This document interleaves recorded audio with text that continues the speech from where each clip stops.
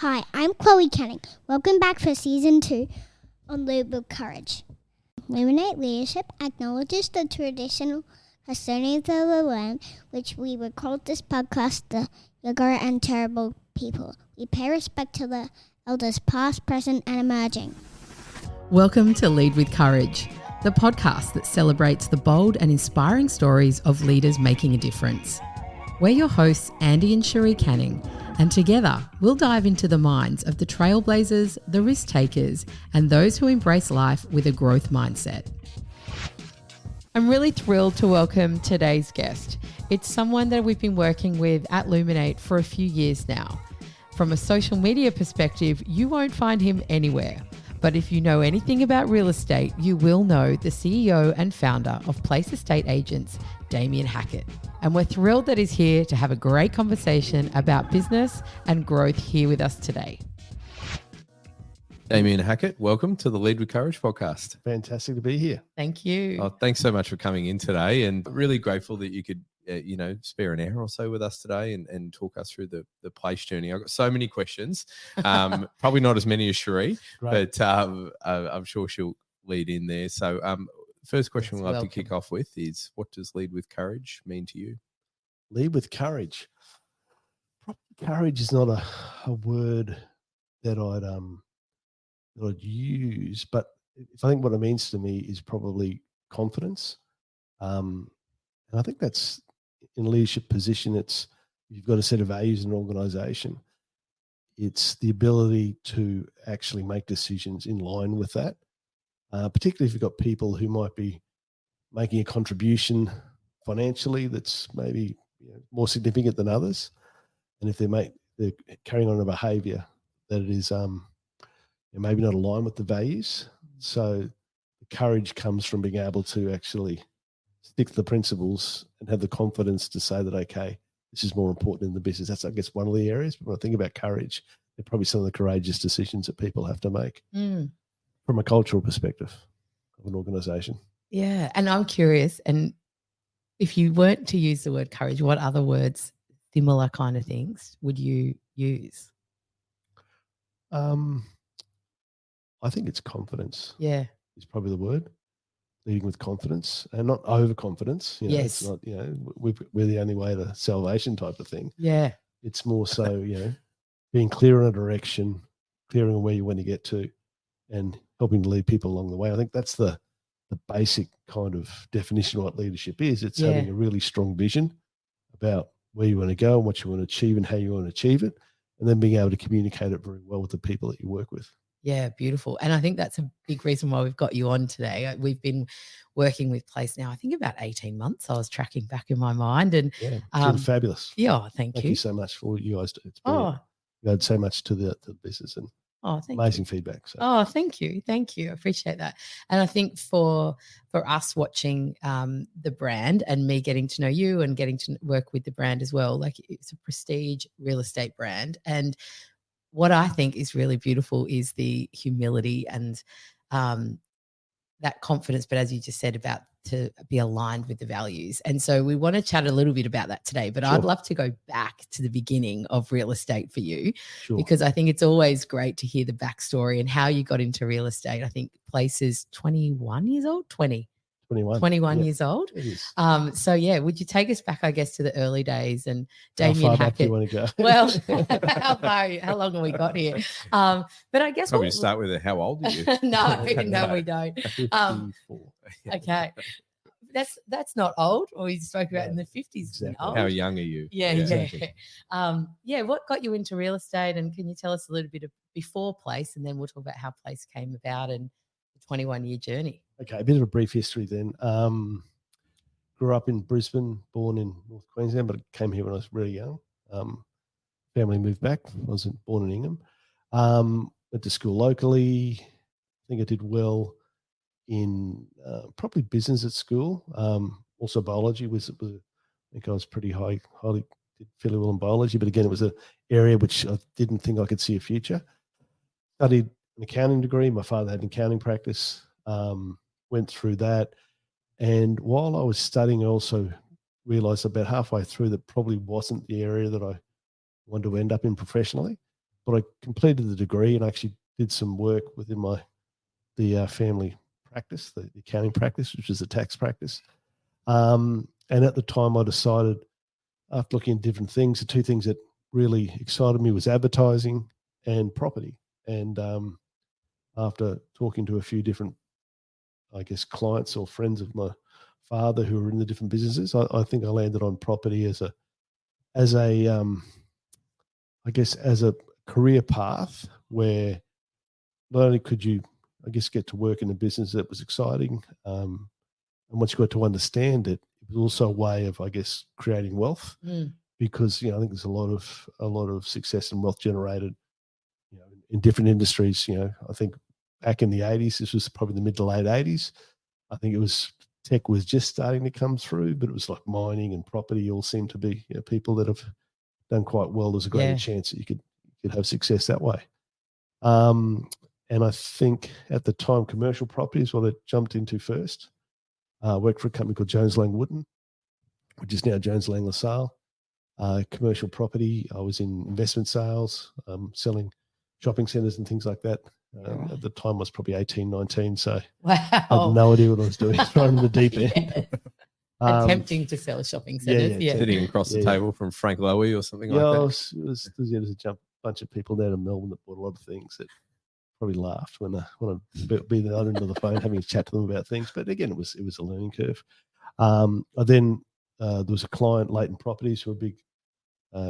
Leighton's are a big, I guess, builder contractor. They had a development arm. Went to work with them for a couple of years as a development manager. We'd sold some sites in that point in time. So again, it was in that property sector, but more along the development arm. And then with a couple of mates, I think it would have been in 91. So I was just 21, 22. We decided to set up a residential agency, and we set that up in Morningside, in the eastern suburbs. It's where we're recording, which is where we're recording now. Yeah. That was 32 years ago. Wow. 32 years ago. Yeah. What year is it? Yeah. No idea. 23. 32 years ago. And then we were a franchise of a brand there for about 10 years. Those two partners of mine, like any new business, we didn't know necessarily what we were doing. I had an accounting background and a commercial background. So the first few years were tough. They decided to move on to other areas and have been successful in other areas. I stayed with it. Probably about 6-7 years later, I had a couple of salespeople join me, Paul Curtin and Sarah Bushell at the time, who then developed and became really, really great at what they did. And then as they progressed in 2001, we decided to branch off and create Place. And as partners, we started that 21 years ago. Wow. It's been a progression. Yeah. And here in Bulimba, was that your first place? Yeah, it was in Oxford Street. So the business that we had up in Morningside, we moved down to Oxford Street in about 97. Wow. Yeah. And Paul's now, all three of you are obviously still in the business, and Paul is takes charge of lots of things, but also the Bulimba office and now the One Group. Yeah, One Group, which covers the eastern suburbs. So they've got 3 offices, but mostly they're in Bulimba and out at Camp Hill, and they cover everywhere from Carindale all the way through here. Yeah, great. That's the genesis of the business was from the office that we started in Morningside in 91, and it's kind of grown since then. It's amazing. And one of the things I think that's quite unique, maybe I don't know the insides of all real estate businesses, but is how then you've set up your head office and HQ. Where did that come about, and how does that work for you guys? I guess from our perspective, innovation was always one of the key values of our business. So we're always looking at ways of improving how we do things, and looking for inspiration outside of our industry and the way the businesses work. And I think if you look at our journey for that first 10 years when we were part of a franchise, I think we looked at that, there were some incredibly high performers and some people who didn't perform. And that it was probably the 80-20 rule. 80% weren't going that great, 20% were. The 80% were blaming everyone else for their results, and there was no consistency in the way things were working.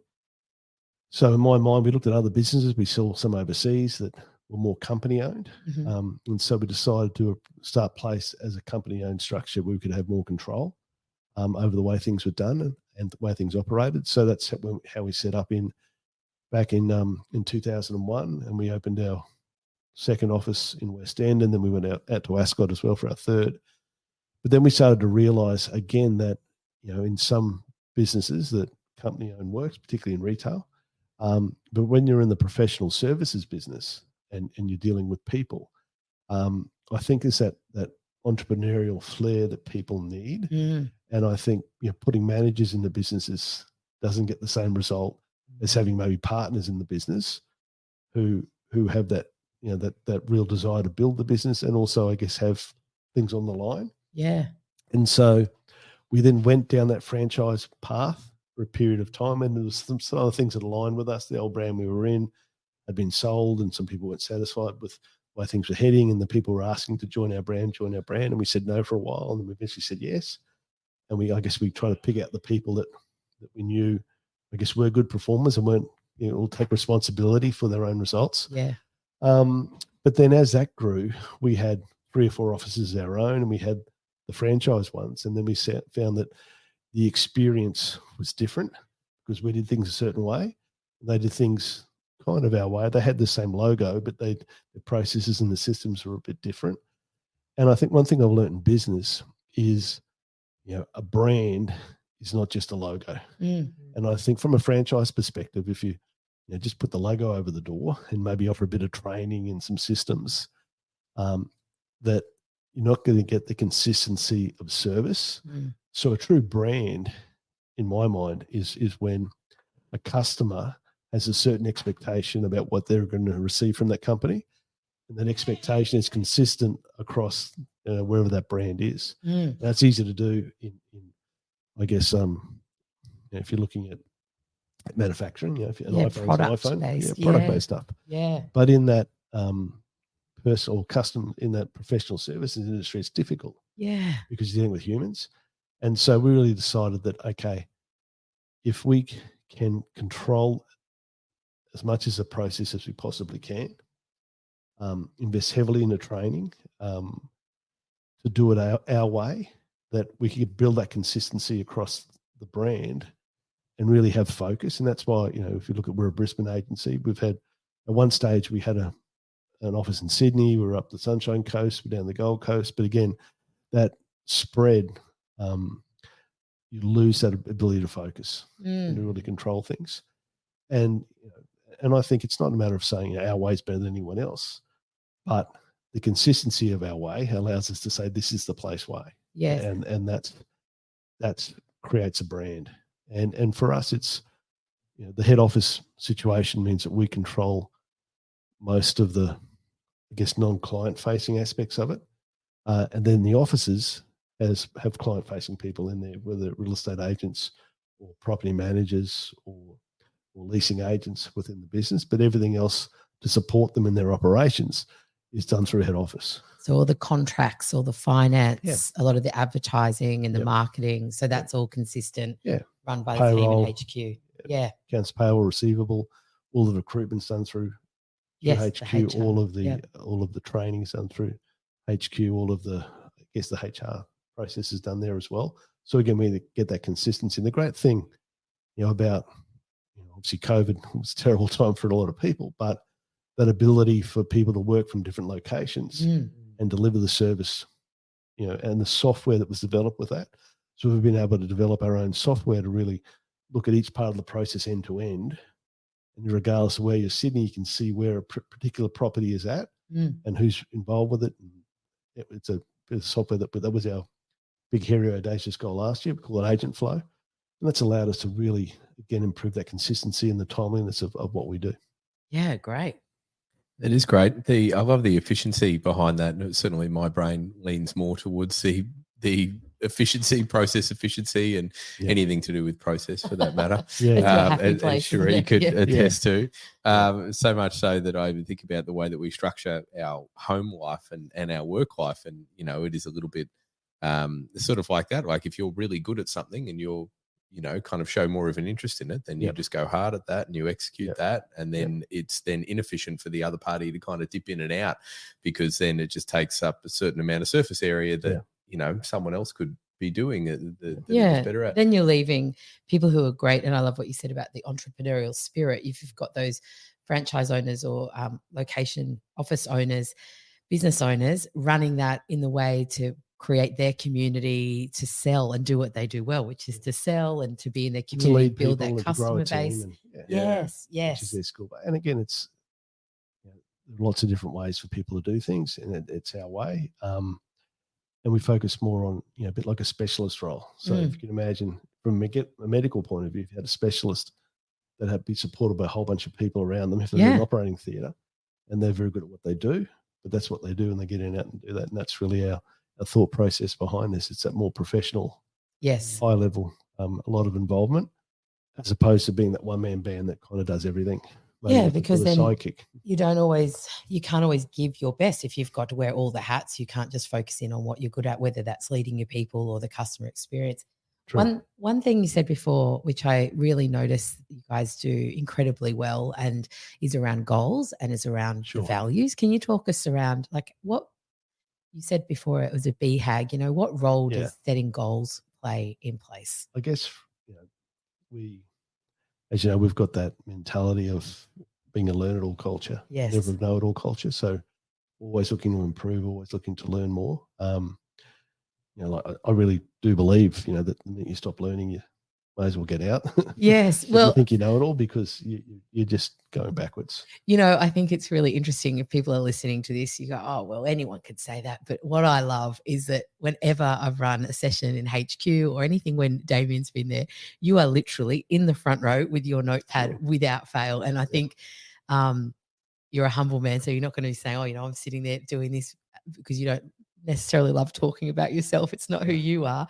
But I just think from my perspective, to see that, to see the CEO sitting up the front going, what can I learn today? What can I refresh my mind with? What can my team learn? It's really true to the learn-it-all culture. And you hear it at every level, the team saying, oh, we're not a know-it-all culture, we're a learn-it-all culture.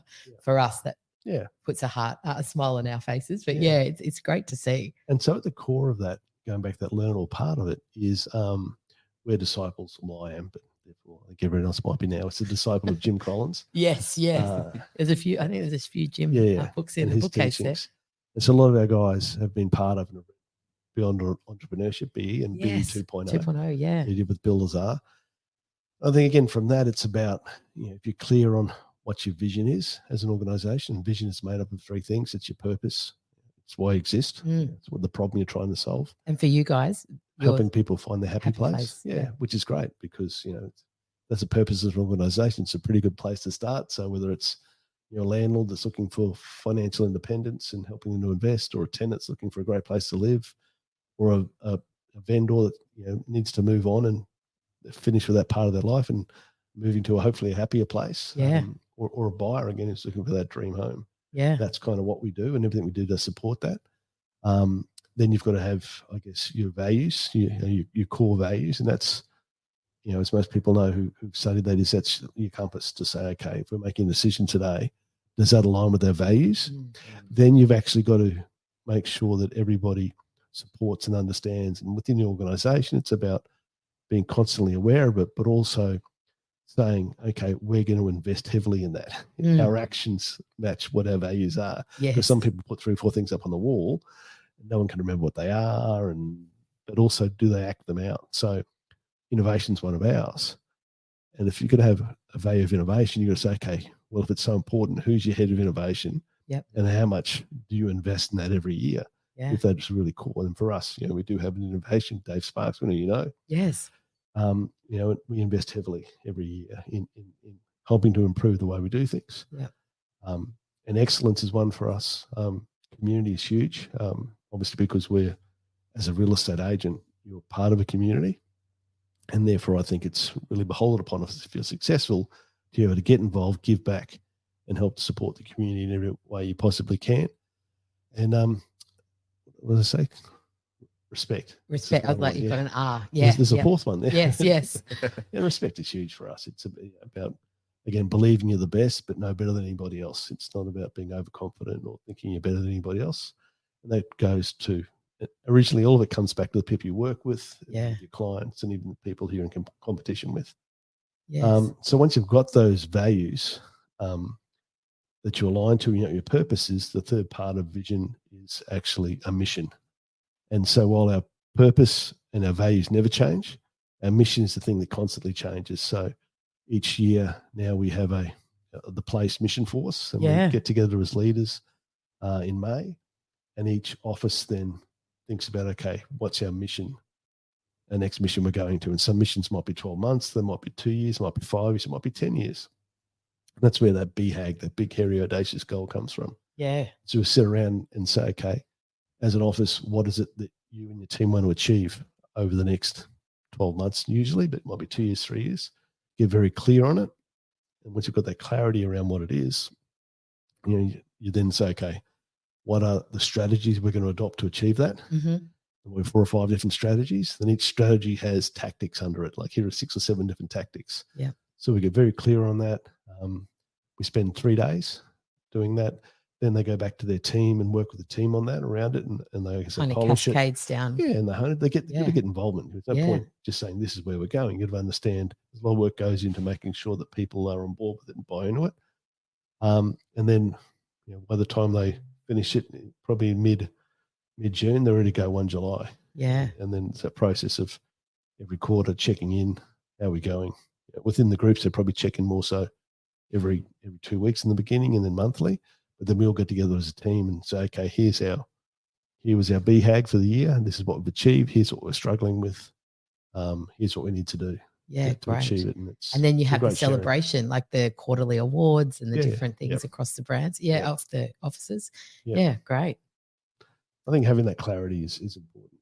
So important. From a leadership perspective. It has to start with the top, doesn't it? To then cascade down. Sure. And I get that again, it's the old cliche, but if you go back to talking about what is leading with courage, it's about obviously more about your actions than your words. Yeah, it is. And so that's everything. You get up there and speak and spruik and fire people up. We can actually do it. So are you turning up in the front row and writing down? Are you doing, as opposed to just telling people it's a throwaway line? So that's absolutely, and then not turning up to the trainings because you're too busy. I'm too busy, but you guys should go. Exactly. Yeah. The amount of times I think I've heard that over the years, where it's kind of like, our people really need to learn how to have tough conversations. And it's like, but they need to learn. We're okay on our level. Yeah. And I think it's beautiful to see that it absolutely just sort of flows through from what Cherie said and what I can hear from now. So sure. Yeah. And again, that you say tough conversations, that's one of the biggest things in business, is being able to say no. I think Steve Jobs was a huge proponent of that. He had incredible laser-like focus. He had a lot of failings as a leader, probably in Steve Jobs 1.0. Yes. But I think he developed a Steve Jobs 2.0, became a better person, a better leader.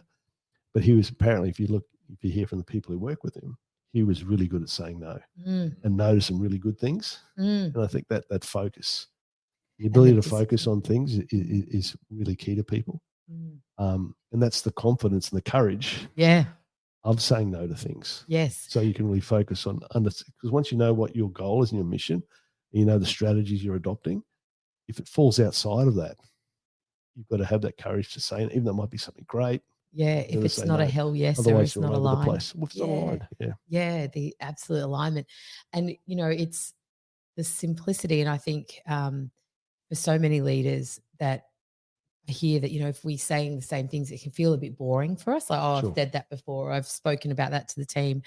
But I've heard you speak about this on the Place podcast or the Career podcast. And then I also observed it last week because I was at one of the functions, the support business support function, where it's just about reiterating, because I remember at the end you did the conclusion and you talked about the 4 values and what they all mean. And even though the team would see it on the banners and they see it around, like just that constant reinforcement, how important that is. Yeah, that's awesome.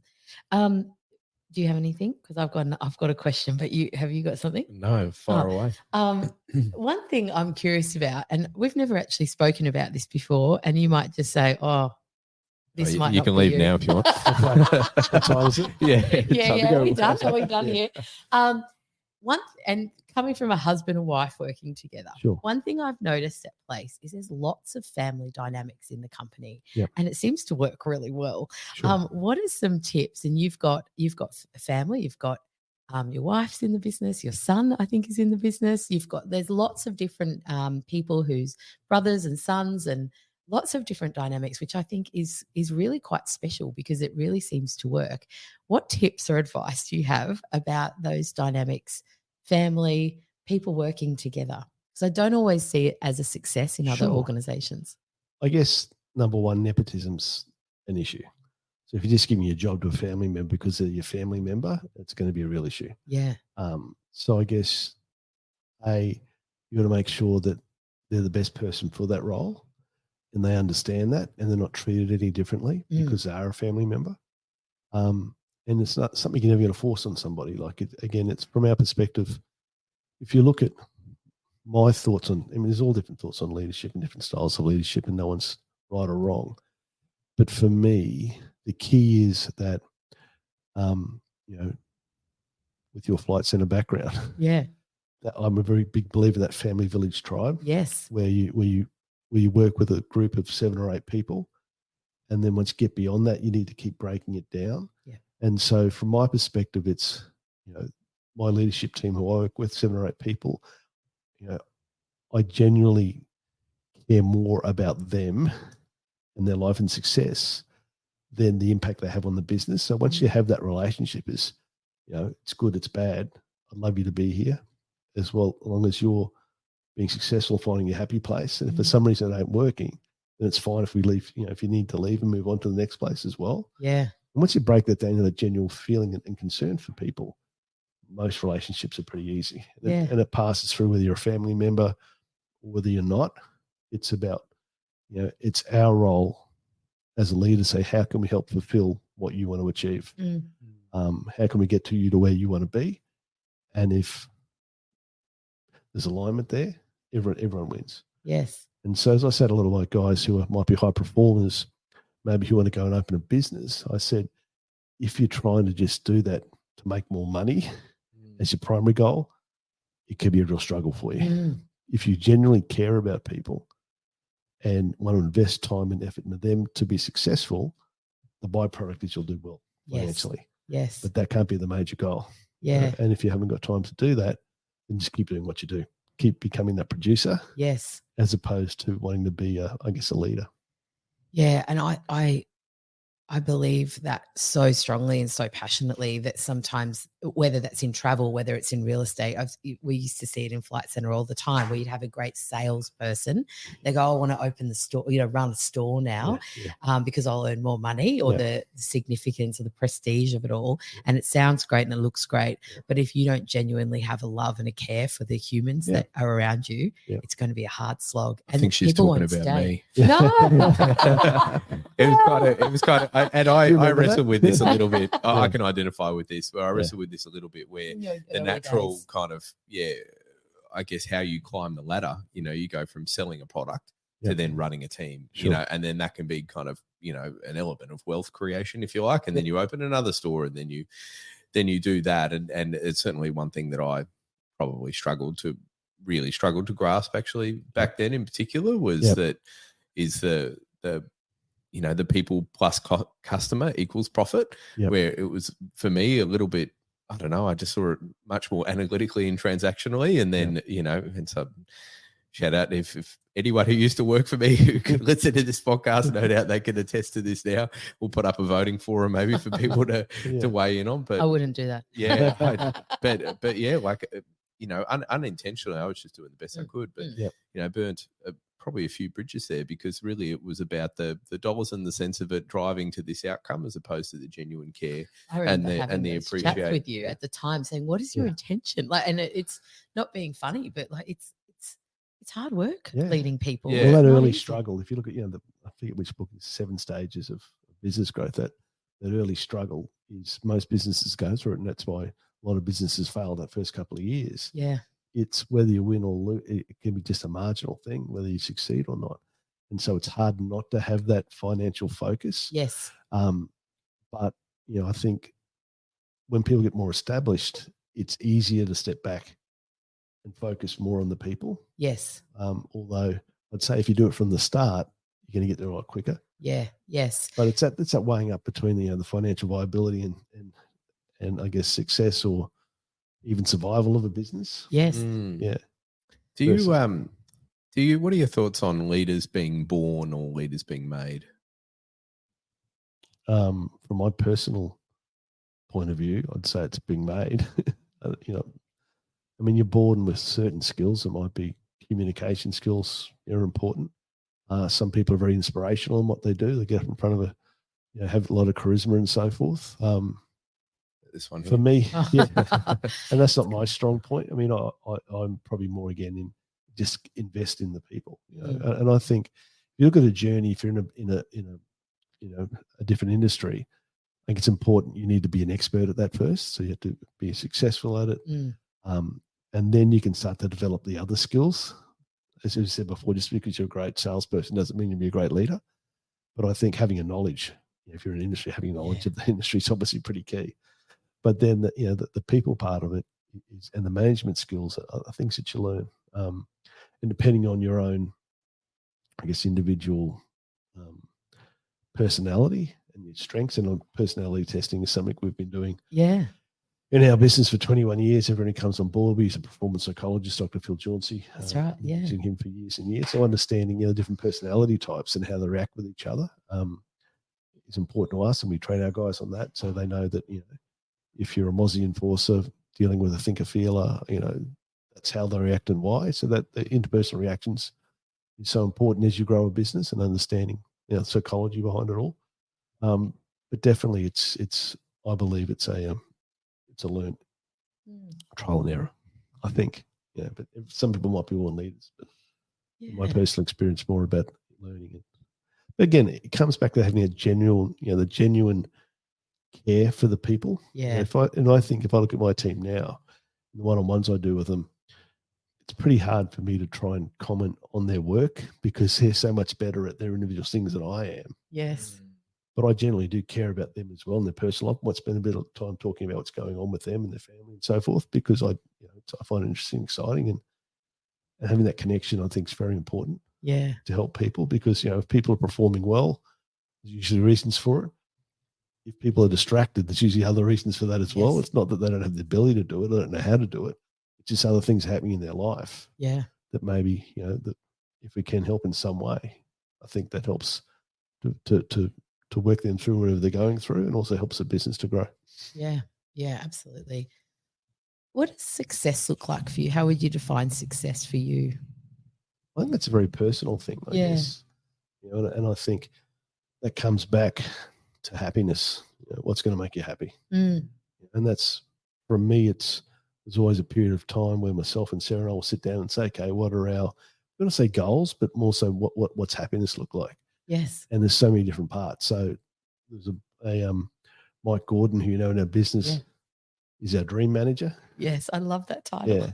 Yeah. And he looks at the 12 different parts of people's lives, whether it be spirituality, longevity, health, financial stability, relationships, and the rest of them. And people really understanding that, okay, of the 12, here's 5 I want to focus on, and where do I sit in those at the moment, and what's going to move the bar. Yes. And I guess there's lots of different tools that people can use to do that. And from that, they can say, okay, that's what happiness looks like for me. A lot of people tie success to financial success.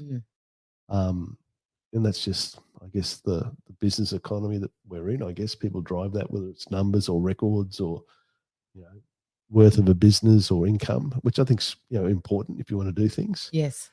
But I think everyone's got very clear on what success looks like for them, because obviously some people can be rich, appear to be successful, but unhappy in their lives. Yes. So for me, it's, first comes around family, Yeah. Then experiences, and also,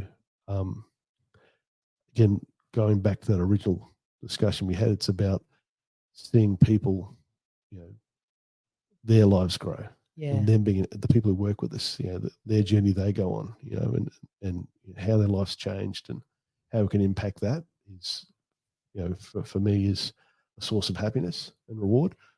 I think that's what rewards you, makes you feel happy. Yeah. Rather than aiming at what's the goal at the end of the day, because it's life, as we say, it's such a journey. Yeah, it is. And I really, with Andy and we've been talking about this a lot recently as well, just how important it is to go, what makes you happy? Because I think the financial goals, they're important. And people could have all this wealth or whatever number they get to, and then they turn around, they're still not feeling that fulfillment and enjoyment. It's like that old Gordon Gekko line in Wall Street One. Remember that one? Like, what one? Remember that? No. Bud Fox was saying to Gordon, like, how many boats can you ski behind Gordon? When's enough type of thing. Yeah.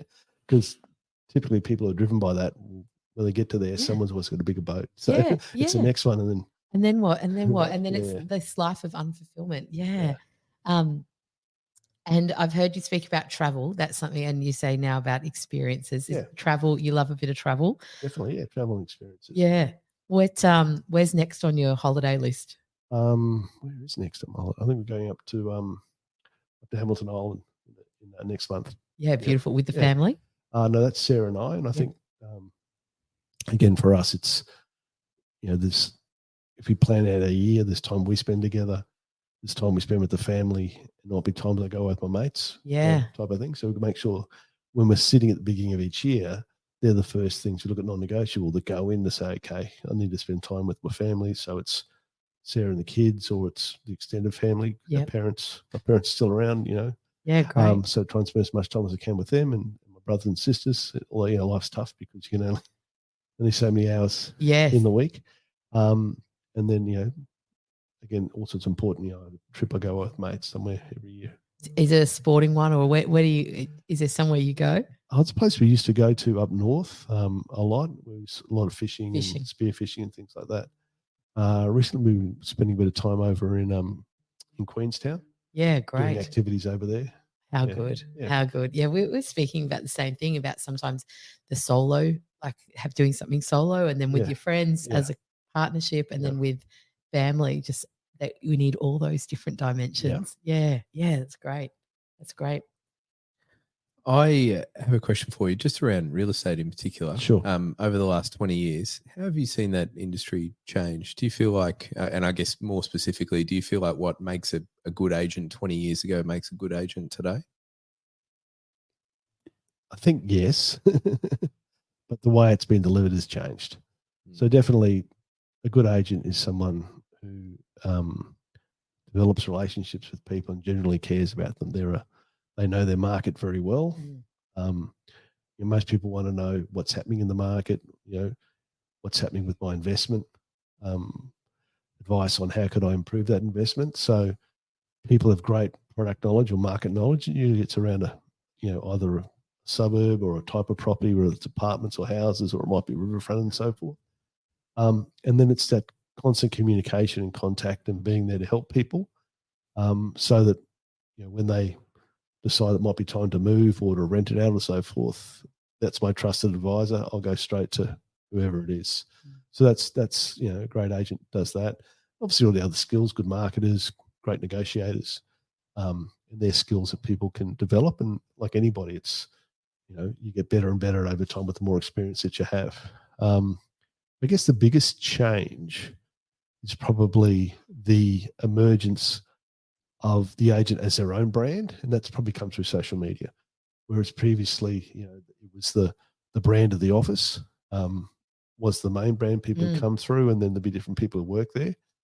But social media has allowed people to actually develop their own brand in a very effective way in little communities. And if you look at the way we've evolved as a business, it's a real partnership. So if you look even the way they market, it's Place Plus. Yes. And we help each agent to develop their own brand that sits alongside us. So if you look at, here's our experience, our understanding, our know-how, and by being aligned with our brand, it gives them, I guess, a foothold in the marketplace, and hopefully gives them, a reputation. Yes. But then allows them to have their own different spin on it. The this person might be, as I said, a specialist in this area or this type of product, and it's different to the other one down, the other agent that sits next to them. So. Yeah, it's so true because I follow so many agents and their pages on social media and just the pockets they're in, the style of houses they're in, and just their personal brand, how it comes out. It's so fascinating to observe because even from the outside, not knowing all of them and then getting to know some, you're like, oh, yeah, that person, if, you know, if I was buying, if they were out, you know, these are the people I'd call. And sometimes it's just on the surface from what people see, but it's a powerful message. And I think everybody, if you look at some of the message that they portray, they're obviously going to appeal to different people. Yes. You know, and some of it's, you look at it, and I mean, again, I don't look at a lot of social media. No. Have you heard of social media? I have heard of it. I think it's amazing. It's a very effective thing. But it's just, you just don't go on it at all, do you? Have not really got a presence. Never had no. But again, from my perspective, I guess sitting where I am, it's about the business. It's not about me. If I was an agent now selling them, I'd absolutely have to be all over that. Yes. You know, so people could be in contact with my brand. Yes. But for me, it's place is the brand. It's not about me. So I don't have to do that and probably have a few more hours in my day. A lot more hours. Get distracted by other things. Yeah. You know? Get distracted by something. Yes, exactly. Yeah, but it's been a great tool for people to develop their brand and people understand who they are and what they stand for and what they do. And yes, so much so. Yeah, absolutely. Damien, what do you think the fundamentals of a great leader are? Again, so many different leadership styles. There's so many different. It's a bit like religions. There's so many different ways to salvation. You know, which is right, which is wrong. I guess you'll find out eventually. Or there's none. I don't know. We'll Who find out knows? one day. Or we won't. Or we won't. Yeah, but for me, I think it goes back before. It's that genuine clarity of vision, the ability to communicate that, and then the general, true caring for the people who you work with. You know, and again, that's where our purpose comes in great, helping people find their happy place. It starts with the people that we work with. Yes. And once you get understanding of what they want to do, where they want to go to, if you can help them to achieve that, success follows. Yeah, beautiful. Beautiful. You mentioned earlier about sitting down at the beginning of the year, the non-negotiables, and that's a question we often ask guests in the conversation. What are some non-negotiables you have for your life and I guess your happiness, your well-being? Have you got some daily practices, some things that you know just get the best out of you? Yeah, again, that's goes back to that, I guess, discussion before about the ability to say no. Yeah. So you've got to know what's important. As I said, every year you'll say, okay, here are some time off I need to have. It's trips or it's learning. You know, again, I'd probably do a couple of weeks of learning. I'm part of an organisation that's very involved in education, and so we'll have different people and topics, maybe 2 or 3 a month, and then I spend another week a year for the past few years at a university over in the States. Again, just opening up my mind to new things, new experiences in other industries. So that's an important part of it. And then I think from a wellness perspective, I think it goes back to my days of rowing at school. I've always been an early riser. So as you get up and try and do something every day. And as you do get older, that becomes a bit more challenging because the things that used to be able to keep you in shape don't work as well when you get older. So punching at 1,000 chin-ups before the day starts. You've got to work harder at it. And that's something, and journey I'm going through at the moment with another business that looks at longevity and things you can do to make sure that you can be active and healthy and highly mobile in your 70s and 80s and so forth. If someone doesn't stop you before then. Yes. Stop you in your tracks. Yeah, so that's important to me. And obviously, again, having the family time is things you need to set up in advance. Yes. And then again, being clear on, so my week can look fairly populated at the beginning, a week or so out, so that there's not a lot of gaps because, I've put those big important things in first. Yes. And then whatever else pops up's probably got to slot into there. Yeah, so you've got that real discipline around what's important and sure build in from there. Beautiful. Yep. Are there any insights or anything exciting on the horizon for Place with goals for the future? I mean, as always, there's I guess, innovation in the way that we do things. Yes. That's important to us. And we're always looking every year. Our HQ team has a as a BHAG, and last year was codenamed Popcorn Chicken that became Agent Flow. This year we've got Hubba Bubba as our big goal. Taking me back to the 90s. I love that. that we're running through. And that, again, it's to make the journey for our agents and property managers easier and make them more, I guess, make their life better, make them better at what they do, take some friction away. And then it's, again, just growing out the brand. We've got a Place 2032 plan across Brisbane for the number of businesses that we have in different places. But again, it's that with a professional services business, it's not like retail. You just can't open shops everywhere because it's all about the people. Yeah. And I think that your culture, if you grow too fast, it's hard to maintain your culture. I think it was part of the journey that we had when we started the franchise, where we did it a certain way and the offices that we weren't involved with did it a different way. It wasn't bad, but it was different. So the culture kind of diluted across that. And so for us, we're more of a law firm, accounting firm type of model, where we have a lot of partners and people who are aligned that way. Yeah, that's kind of how we grow out, rather than the old typical franchise. We don't use the F word. It's more that shared services. The shared services model is what we have there. So that's exciting for us. It's just growing with the right people at the right pace out across Brisbane. For us, with everything that's happening, particularly around the Olympics, we see this, going back to a couple of years ago, we call it the golden decade for Brisbane property. I think that with the spending around infrastructure and different things that'll happen over the next 8 years, 9 years, 8 years. Yeah, it's not far off. Yeah. 9. Yeah. 8 years. 9. Yeah. Brisbane will be a very different place in 2032 to what it is now. And I think even now you see that a lot of Southerners who just forget about Brisbane. It's like, why would you go back in time? I've even noticed in a Fin Review article and so forth that people are really starting to be impressed by Brisbane, the way it's grown as a city. Sydney could possibly be too big. Yeah, I think most cities have got probably a sweet spot where it's a great size, and I think Brisbane's coming into that. There's enough options for people, but it's just not too big. Everyone's too disconnected. So yes, that's we're true. excited about that period of time. Yeah, that's great. I grew up in Sydney, so I appreciate when I first moved to Queensland maybe 20 years ago. It's like, oh, this small country town, but and now I couldn't live anywhere else in Australia. I love Brisbane. Yeah, but it's really getting and I think the next period of time, next 8 years, 9 years or so, we'll just see it get better and better. So that's again for us an exciting time we're focused on. Yeah, fantastic. Andy, what's our favourite last question? Yeah, I reckon you know what it is. Well, but you're just kind of baiting me to ask it. Yeah. Well, last question for today, Damien. Thanks so much for joining us. Thank you. It's been so good. Is what is the kindest thing that someone's done for you? Kindest thing, if it's from a business perspective. Yeah, any. I guess from a business perspective, if I look back over the years, I've always looked within the industry and outside of the industry for people who you admire. They're doing things well for success, because I think along the journey, there's no shortage of people who give you advice, whether you ask for it or not. And I think you've always got to understand, okay, be very careful who you take advice from. Yes. From that perspective. And I guess for me, there's a number of times I've traveled overseas to meet organizations who I respected from the outside, people who didn't know me.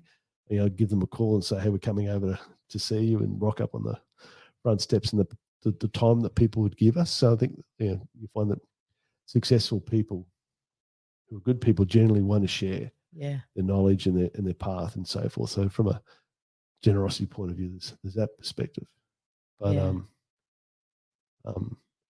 that kind of answer the question a bit? Yeah, absolutely does. Yeah. It does. There's heaps of other personal stuff I can talk about, and I guess the luckiest thing is, I have a beautiful wife in Sarah, who's an amazing human being. So yes, I heard on the Property Career podcast, the Place one there, they asked the quick fire questions. One of them was, who is your hero? And you said Sarah, which I thought was beautiful. Yeah, she's an incredible human being.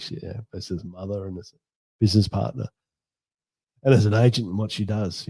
I think, is she Australia's #1 female agent? Should be up there. I think she was recognised as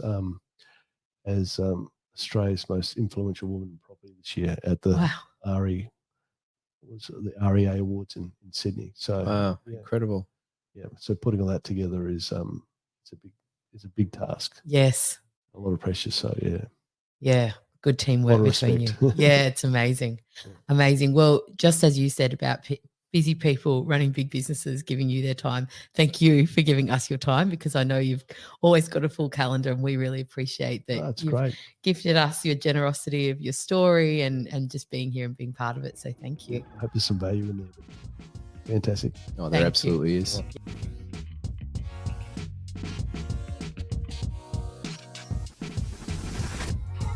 Thanks for joining us on the Lead with Courage podcast.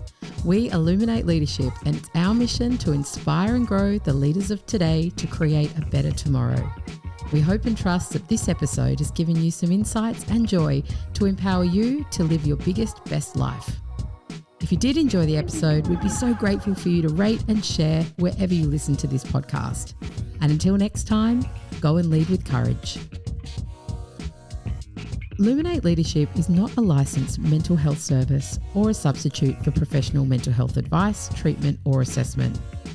Any conversation in this podcast is general in nature, and if you're struggling, please see a healthcare professional or call Lifeline on 131114.